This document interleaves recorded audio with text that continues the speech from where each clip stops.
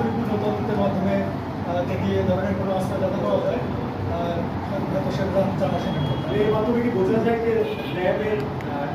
ধন্যবাদ আপনার প্রশ্নের জন্য। আমরা আইন শৃঙ্খলা বাহিনী এবং সকল আইন শৃঙ্খলা বাহিনীর সাথে আমরাও একযোগে কাজ করে যাচ্ছি, আমরা চেষ্টা করে যাচ্ছি। ইনশাল্লাহ আমরা আশাবাদী আমরা অতি শীঘ্রই কাজগুলো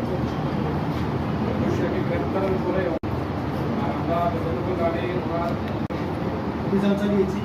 আমরা সেরকম কোনো অস্ত্র পাইনি, বাট অন্যান্য কিছু আলামত পেয়েছি, যেগুলো কিছু মাদক পেয়েছি, সেগুলো আমরা নির্বাচন সামনে আসন্ন নির্বাচনকে কেন্দ্র করে আমরা যথেষ্ট প্রিপেয়ার আছি এবং আমরা সবসময় আমাদের সহায়তা এবং অন্যান্য গোয়েন্দা নজরদারি অব্যাহত রাখছি।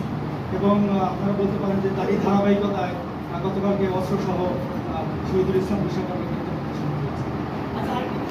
আমরা সার্বক্ষণিক আমাদের তথ্য সংগ্রহের চেষ্টা করছি এবং আমাদের র্যাব সদর দপ্তরের নির্দেশনা অনুযায়ী আমরা আমাদের অভিযান ইনশাল্লাহ ফ্রুটফুল রেজাল্ট পাবো বলে বিশ্বাস।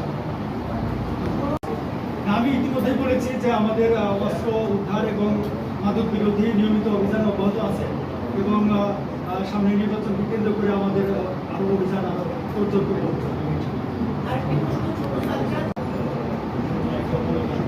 আমরা অ্যাকচুয়ালি আমরা এই যে বুসা আমরা গতকালকে যেটা সার্থক পেয়েছি, আমাদের এরকম বুসাকে সহ সকল আসামি যারা আমাদের লিস্টে আছে এবং সুতরাং যারা আসামি আমরা সবার তথ্যে আমরা কালেকশনের চেষ্টা করছি এবং আমরা সুনির্দিষ্ট তথ্যের ভিত্তিতে আমরা যদি তাদেরকে আমাদের এর মধ্যে পাই আমরা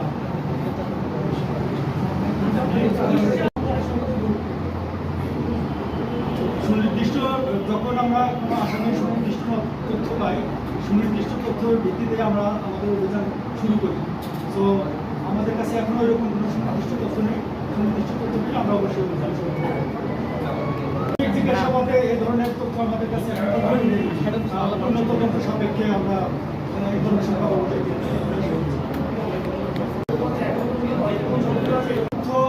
আমাদের কাছে অনেক তথ্য আছে, বাট আমরা এখন তদন্ত এবং নজরদারির সাথে আমরা শেয়ার করছি না। বাট আমরা আমাদের উন্নতমে আমরা কাজ করে যাচ্ছি ইনশাল্লাহ।